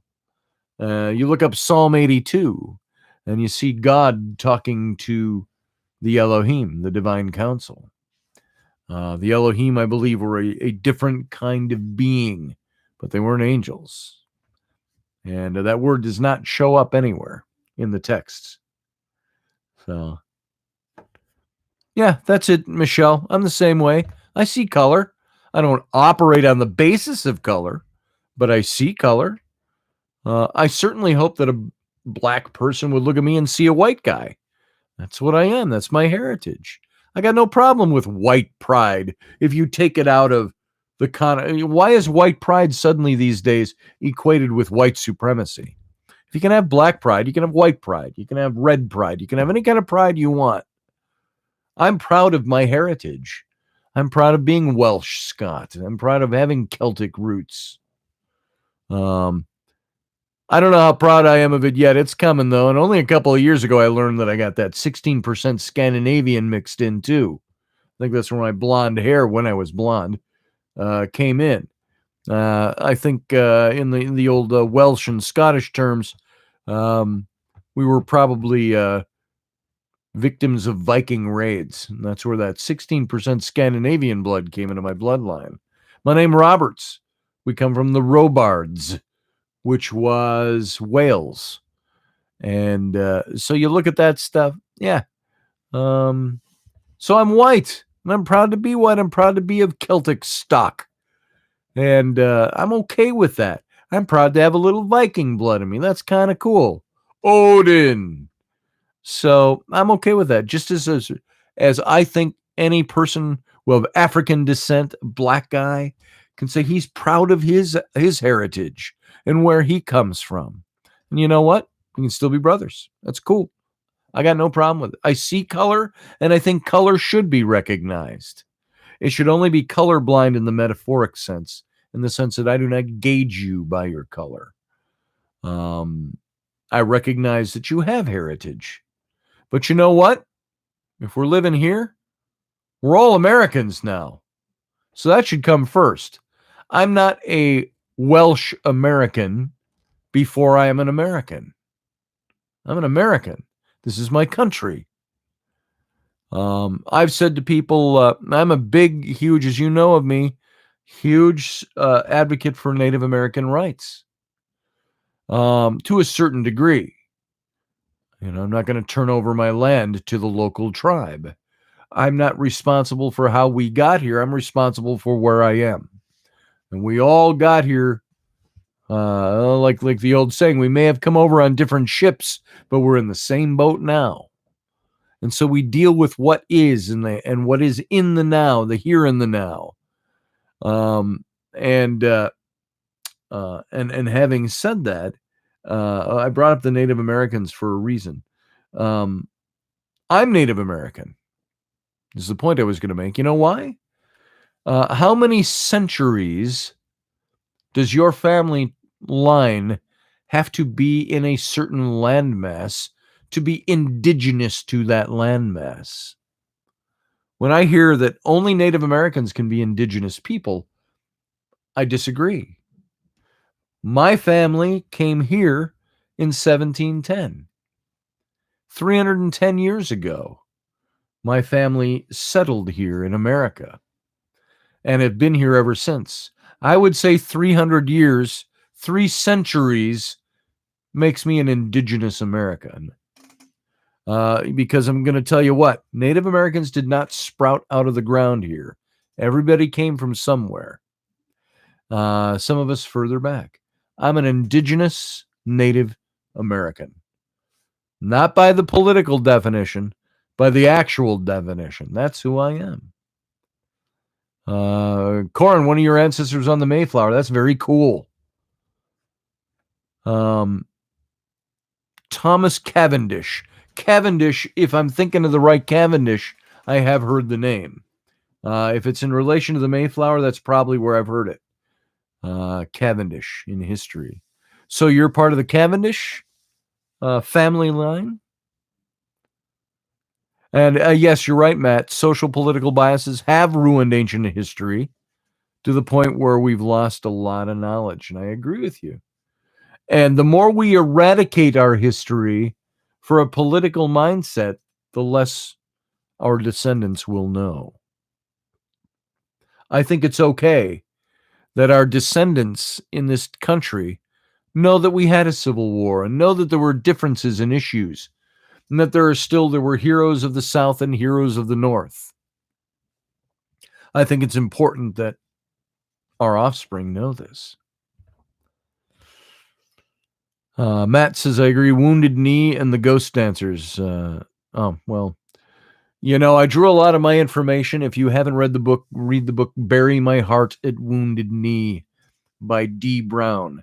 That is a book that I read about 25 years ago that absolutely changed me, especially with my knowledge of Native America and the conquest of the American West. And so Rocky said, I always wondered if aliens had boobs. Well,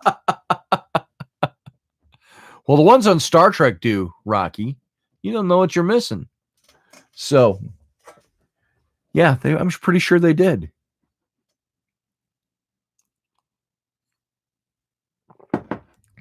Are you thinking World War I, World War II naval? Lost you there. I missed something in the translation here.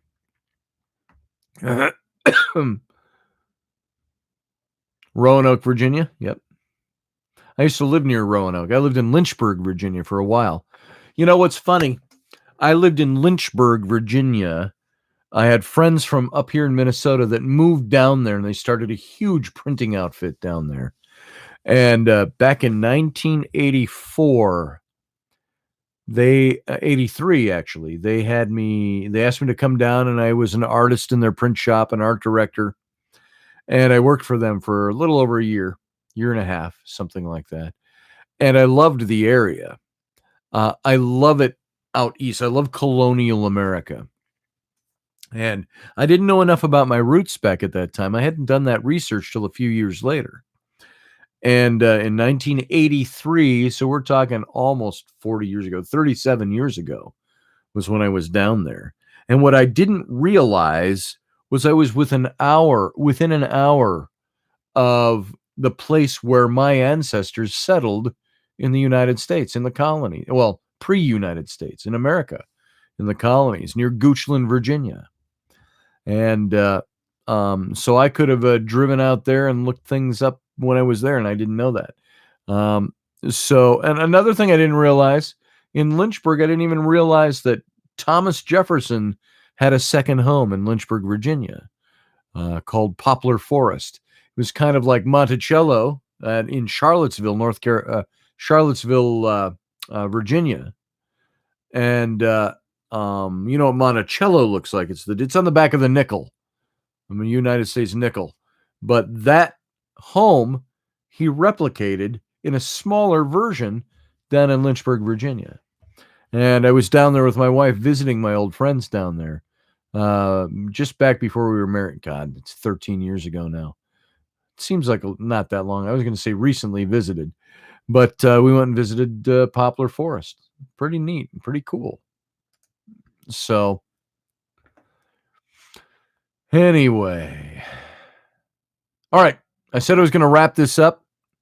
Neil says some of the engravings from the 17th, 18th centuries, specifically about the war in heaven, etc.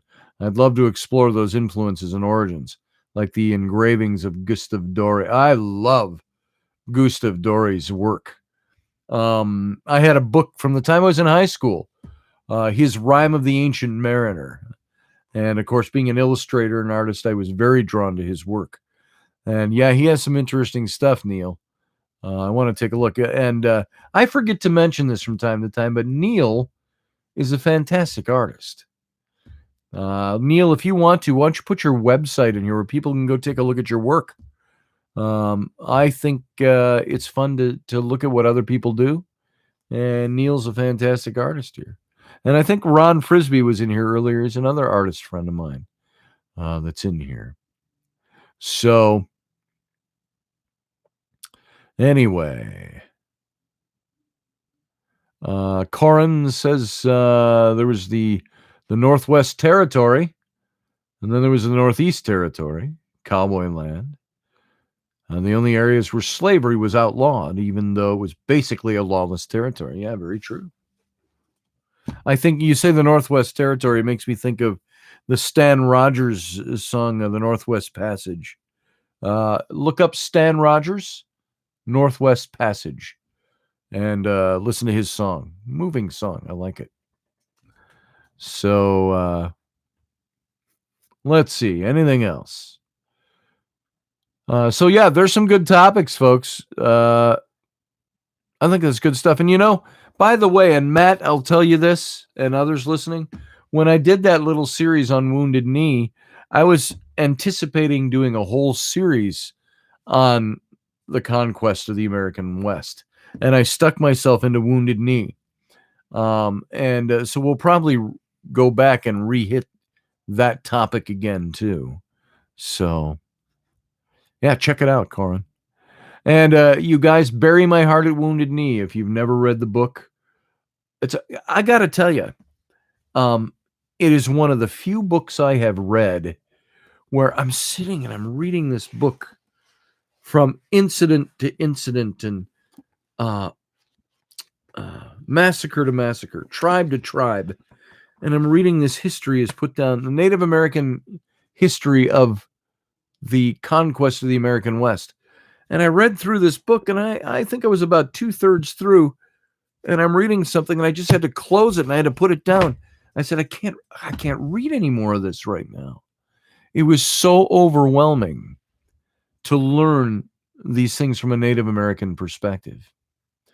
It just emotionally overtook me. Because you read certain things and you see what's coming in this account he's giving, and you get to it and you go, no, this is not going there.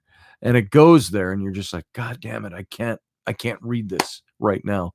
I got to put it down. I'm overwhelmed after so much of that I had read there. So worth checking out. And Corin, what happened tonight? We were really productive. I don't know. That's because we're talking to each other. When I'm just broadcasting and I can't talk to you guys, typing is one thing. And as most of you know, I pre-record my shows because I have to do it for radio and for this. And so I can sit in the chat room and talk. But when I can have this ability to talk to you guys, I like this. I much prefer this. And I'm going to look into trying to do it live. It's just a whole different setup because I got to broadcast to their stream. And then I don't know if I can broadcast to their stream and also to my YouTube for the radio station and so on. So it makes it very difficult to do a live show, to be here and there at the same time. I got to check into if it's even possible to do. So I like these live sessions too. I know Neil was a big proponent of that, and it was really pushing me. Come on, you got to do a live show. So every now and then we'll do that. Every now and then when we do the pre-recorded show, we'll just stick around afterwards and we'll do some more show too. What I don't want to do is put myself in a position with the radio station where I say on air, hey, if you like this topic, we're going to continue it on live over on my YouTube stream. That's kind of a big no-no. I don't want to do that to the radio station. I think it kind of screws them a little bit. And so all I'm going to tell them, and I've already talked about this with the owner, I said I'd like to do just not an extension of the show, but just come on and do a live stream after the show, and we can discuss things if we want. Because we can't really do it live during the show. So there you go. Yeah, I'm right with you there, Corin. Can't imagine what it must have felt like to be Native American. So, skinwalkers, I'm going to look into that, Matt. We'll talk about that in the very near future. So, yeah, please do. All right, guys. And by the way, I've got some good people I know in that whole skinwalker arena. So, I can probably get some good information. All right. So does Audrey. So, all right, and there it is, folks. That's all I got. We've been going 2 hours. We're 5 minutes shy of 2 hours. So I want to thank you for being here tonight. Remember, we're going to be kind of back to normal tomorrow with the broadcast. It'll be an hour-long show, 9 p.m. Central Standard Time. Over there in Ireland for you, Neil, it's going to be like 3 in the morning, 2 in the morning. 5-hour difference, I believe we're at right now. And so Australia will be on the next day around noon. So live. So, and of course, across the states, 10 p.m. Eastern, 9 p.m. Central, 8 p.m. Mountain, 7 p.m. Pacific. So we'll see you here tomorrow night. And we'll see you on Rocky Stucci's show. We're back to doing 11 o'clock live in the morning. And then it rebroadcasts 11 o'clock at night. So if you want to catch us live, catch us 11 a.m. Central Standard Time tomorrow morning. And that's all I got. And I'm out of here. So, folks, thanks for being here. Love you all. Love what you bring to the table. Thank you for supporting me. Thanks for being here. That's all I got. So have a good night. I'll see you tomorrow.